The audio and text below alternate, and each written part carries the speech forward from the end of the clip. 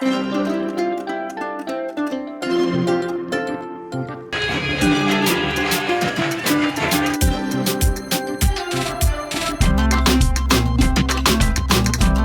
guys know why I'm smiling. I was actually told that we have a movie night today. I've not really been watching movies, but today I thought, you know what, Tracy, you can take a break, relax, and just join your friends to watch this movie and serve as a good distraction after so much studies. I need a little bit of distraction. And they already sent in the group. Just wait, I'll show you. And they sent in the group, students, kindly cast your votes among the following 4 movies. The movie that gets the highest voting will be screened today. And they gave options. The first one, Parking. The next one, Anaporani. I don't know how you pronounce it. Next one, Leo. Next one, John Luther. Well, but based on what I'm seeing here, the video titled Parking, it has the highest votes. I'm hoping for 2 things. I don't like wasting my time, so when we go for the movie night, let the movie be packed with values, which is why I'm very selective, especially when it comes to watching of movies. And because these celebrities, they've already made their money, and I'm not going to waste my time watching a movie that I'm not going to learn anything from, that is not even going to help with my personal growth. I need to ensure that. So if the storyline of all those movies that have been suggested in the group is such that it's not going to benefit me, I'd rather edit videos for you guys and read my book. Speaking of books, something that I've been doing that has really been helping me ensure that I'm making good use of my time is the reading of books. When I say books, I don't mean your textbooks. I don't mean the books like your lecture notes, no. It could be ranging from finance, personal growth, name it. Now I know that it is not every book you see that you read. You just need to be very, very careful about the things that you expose yourself to. But you see this book? I highly recommend. The title is The Psychology of Money by Morgan Housel. You get to learn timeless lessons on wealth, greed, and happiness. I've been loving it. It is related to finance. It's really going to help you. And yes, I understand that some persons don't like reading. Yeah, no judgment. But if to save yourself the stress of going to buy the book and reading and all that, if you are not somebody who loves reading, if you love reading, please, I highly recommend you can buy this book or download the soft copy and then read. But if you don't have the time, you're also not somebody who loves reading, let me know in the comment section if you'd love for me to make a video where I get to summarize the lessons learned, and so you'll be carried along as well. And this is not sponsored by the author of this book. I'm just genuinely suggesting something that is really going to be of value to you and help you make proper financial decisions, both now and in the future. Okay, now back to the movie nights that I talked about, right? I hope that the storyline is going to address something. I hope it's not going to be about cars and parking spaces and all of that. That is the least of my worries right now. The world is going through a whole lot, and if this movie Parking is not going to, try to pack out some of the problems that is happening in the world, then I don't know. Anyways, I'll carry you guys along so you get to know what happened at the end of the day.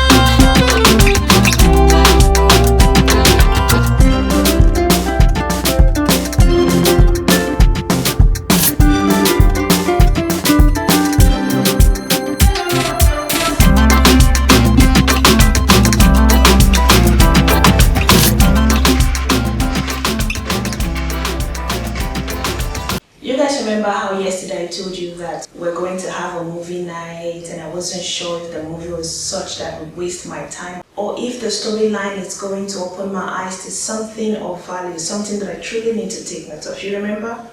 To be honest, I never knew that I was going to learn financial lessons from that video. I'm just going to summarize the lessons that I've learned. This is not me telling you the story back to back on what happens, because I'm not here to talk about movies. I'm here to talk about the lessons that I learned, especially if it is related to finance. That being said, I'll dive into the lessons that I learned from the movie Parking.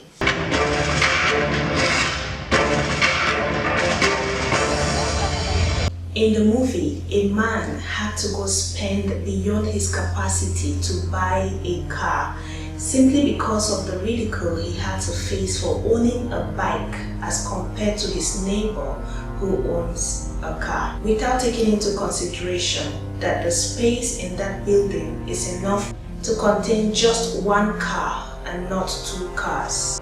This led to a fight between both neighbors, because the chances of being the first to park the car depends highly on the theory of first come, first serve. And because of the issue of security in that particular community, both neighbors would strive to be the first to return from work, to be the first to park their car in that particular parking lot.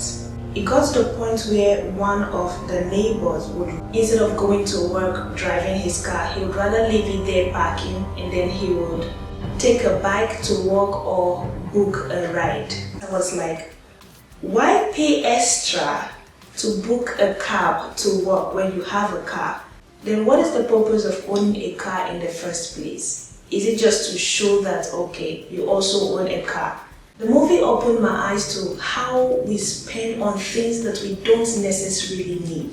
How oftentimes we mistake our wants for needs. It is something we call impulsive spending. It's not a good financial habit at all. And it really just brought to remembrance how much we spend impulsively, not because we need the item in question, but oftentimes it's due to pressure, unhealthy appetite, anger, greed, pride. And to be honest with you, I don't see a car as an asset. I see it as a liability, because if you buy a new car for 10,000 today, you cannot sell that car for that exact amount in 5 months time or in 1 year. The reason is because the value would have depreciated. And oftentimes people who spend impulsively channel their money towards acquiring things they think is an asset, but in the real sense it is a liability.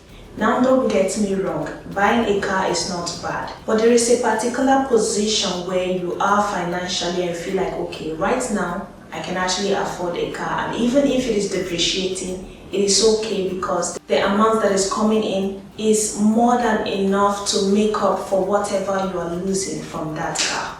That is the point where I can say, okay, you can buy a car. If not, please make use of public transport. And if booking a cab is too expensive, you can actually consider booking an auto rickshaw.